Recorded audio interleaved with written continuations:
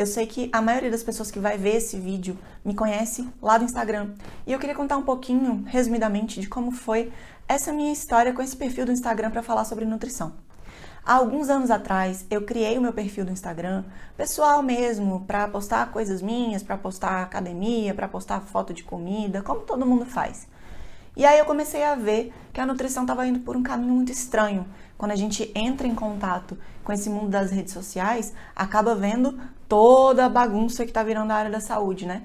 E eu, que não tinha rede social antes, não tinha ideia do que estava acontecendo. Nessa época eu nem atendia em consultório. E aí eu sei que comecei a postar alguns textos mais críticos e outras pessoas começaram a me seguir, marcar outras pessoas e chegamos a 140 e poucos mil seguidores dessa forma. Mas o que acontece em relação à minha visão sobre a nutrição hoje? Quando eu comecei a atender em consultório, após algum período sem exercer a nutrição, eu vi que as pessoas estavam ficando dependentes de dieta.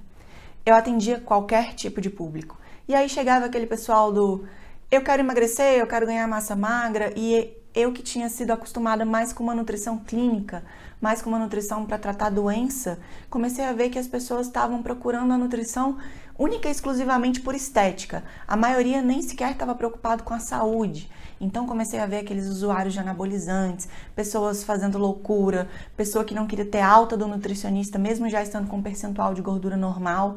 E aí, com o tempo, eu comecei a fazer encaminhamentos para psicólogo, encaminhamento para psiquiatra, e eu vi que a própria dieta deixava as pessoas ansiosas. Com isso, eu já estava postando muitos textos sobre essa questão do fazer dieta no Instagram, de quanto isso pode ser prejudicial em muitos casos. Se as pessoas são saudáveis, elas não precisam medicalizar a alimentação. A gente não precisa comer cebola pensando qual é o benefício da cebola. Claro, todo alimento que existe no planeta tem um benefício para a nossa saúde. Todo e qualquer alimento. Mas a gente não pode comer aquele alimento somente por causa do benefício. Alimentação é cor, gosto, sabor, cultura, hábito, preferência. O que a gente tem que saber é fazer boas opções, fazer boas escolhas, saber o que a gente está colocando no prato, o que a gente está colocando para dentro do nosso corpo. Hoje eu vejo que a maioria das pessoas come porque lê a parte da frente do rótulo, mas não sabe o que tem dentro daquele alimento. Então, as pessoas precisam aprender a ler rótulos, elas precisam aprender a ser autônomas em relação à nutrição. Eu então decidi que eu não queria mais criar dependentes de dieta. Foi aí que eu parei de atender as pessoas em geral e comecei a atender pacientes com doenças graves, pacientes oncológicos, pacientes com insuficiência renal crônica, com insuficiência cardíaca. Então, é um público que precisa de fato de uma dieta bem calculadinha, milimetricamente calculada, com a quantidade de sódio específica, de potássio.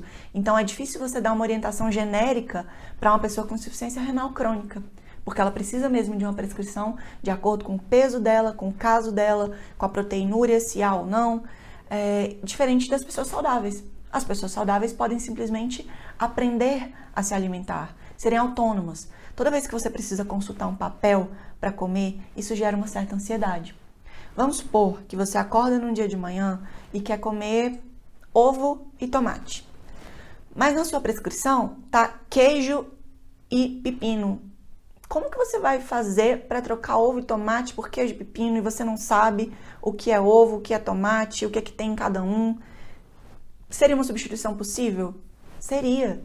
Mas se você não tem conhecimento sobre os alimentos, você nunca vai ser capaz de fazer esse tipo de substituição e vai ficar eternamente refém de um papel.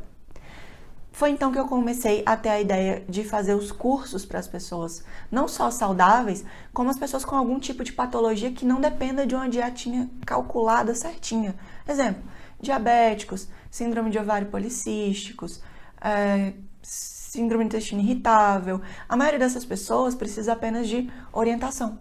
O que eu comecei a ver também é que estavam inventando muitas coisas em relação à dieta.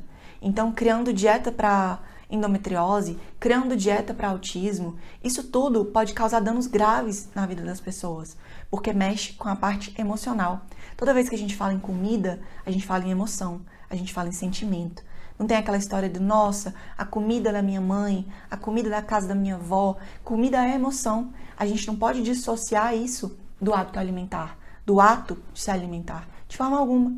As pessoas que comem demais, normalmente elas comem descontando alguma coisa em cima da comida, buscando recompensa através da comida. É muito difícil a gente ver uma pessoa obesa que não tem uma má relação psicológica com a comida.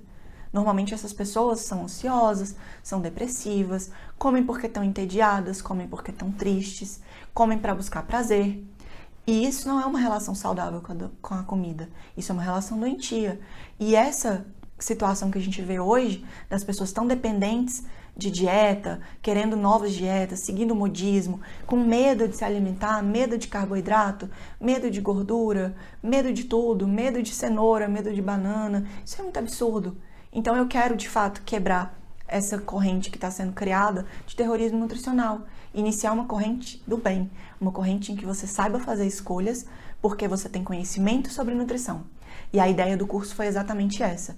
Primeiro, ter um básico geral, bem intenso, bem intensivo, bem detalhado sobre o que são carboidratos, lipídios, proteínas, o quanto de cada um a gente tem que comer por dia. Sim, no final do curso você vai terminar sabendo fazer esse cálculo.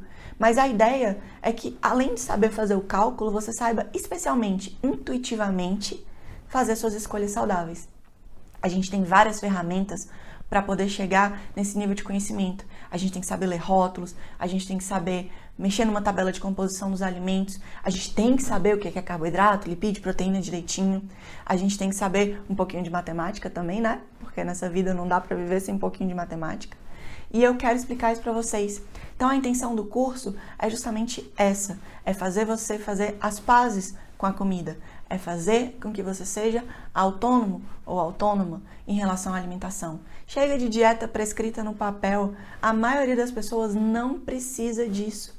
A partir do momento que você tem na sua mão um papel com regras rígidas e restritas sobre o que comer, você vai ter uma maior possibilidade de ficar ansioso. E tendo uma maior possibilidade de ficar ansioso ou ansiosa, vai acabar descontando na comida. É aí que a gente vê a gênese de um transtorno alimentar, especialmente a compulsão, tão comum hoje em dia, não é? A gente vê uma postagem, compulsão alimentar, tem um monte de gente. Sou eu me identifico, e agora eu fiz low carb, eu fiz isso, eu fiz aquilo, eu fiz dieta do HCG, eu fiz dieta de 21 dias, eu fiz dieta flexível e agora eu tô compulsivo. Todo modismo, ele leva a uma não solução do problema. Se a dieta da moda solucionasse o problema, não teria mais a indústria da dieta da moda. Então o objetivo da dieta é vender. É por isso que a gente sabe que tem Atkins, tem Dukan. Quando eu comecei o Instagram, todo mundo fazia Dukan. Não podia falar a palavra Dukan, que vinha um monte de gente louca, parecendo pertencente à seita. Você não pode falar mal de Dukan. E eu falava, não é uma dieta saudável, não é sustentável. E aí hoje, poucos anos depois, 2, 3 anos depois, eu vejo um monte de gente falando, me tornei compulsivo depois de seguir a dieta Dukan. Mas pode ser Dukan, pode ser qualquer outra. E a gente vê também essa história de todo mundo querendo manipulado, querendo milagre, querendo ozonioterapia para emagrecer, ou acreditando em detox. Isso não existe, tá? Não existe. Na verdade, criam-se essas necessidades para poder vender o produto. Normalmente eu falo, se você for num médico picareta, ele vai te arrumar um problema para te vender a solução do problema. Se você tem consciência e conhecimento, você não acredita em dieta alcalina, você não acredita que vinagre de maçã cura doença, você não acredita que um alimento sozinho tem propriedades milagrosas e vai resolver o problema do mundo, você não gasta dinheiro com suplemento à toa. Quantos suplementos as pessoas compram e tomam sem a menor necessidade? São rios de dinheiro gastos em BCAA, em glutamina sem necessidade, em whey protein pós-treino. Pra que tudo isso? Isso não passa de ou modismo ou uma convenção que a gente adota como verdade, mas não sabe que, nem como, nem porquê. Exemplo, comer a cada 3 horas. Isso é necessário? Claro que não. No curso eu também explico de onde que veio toda essa história. A gente fala um pouquinho também de onde que surgem esses modismos, por que que eles surgem. Então, a gente tem que ter conhecimento para não acreditar nesse tipo de coisa. Além disso, no curso a gente vai falar também sobre bariátrica, sobre transtornos alimentares em geral, sobre modismos. Eu selecionei os principais do momento para poder falar sobre alguns deles especificamente. Exemplo, alcalinizar o sangue, que é a coisa mais absurda que eu já ouvi nos últimos tempos. Por fim, eu vou ensinar vocês a calcular a quantidade para comer, dar exemplos de cardápio, mostrar que uma dieta restrita em carboidrato tem sim sua utilidade, mas que restringir carboidrato não é deixar de comer fruta, não é deixar de comer arroz e feijão. A gente pode ter uma dieta low carb, ou baixa em carboidrato, com todos esses alimentos presentes. A alimentação depende do dia como um todo. Então a gente não fala em uma refeição só. Então não existe responder assim, Carol, eu posso comer mingau de aveia no jantar? Depende do que você comeu ao longo do dia. E aí você vai saber fazer esse equilíbrio, fazer esse tipo de opção, tendo conhecimento suficiente para ter noção do que você comeu ao longo do dia, se foi adequado, se não foi adequado. Eu espero muito que vocês gostem do curso, que possam aprender muito mais e que continuem espalhando essa corrente do bem. Não fiquem com dúvidas. Todas as dúvidas do curso podem ser respondidas, podem ser perguntadas e podem ser postadas dentro da página da Hotmart.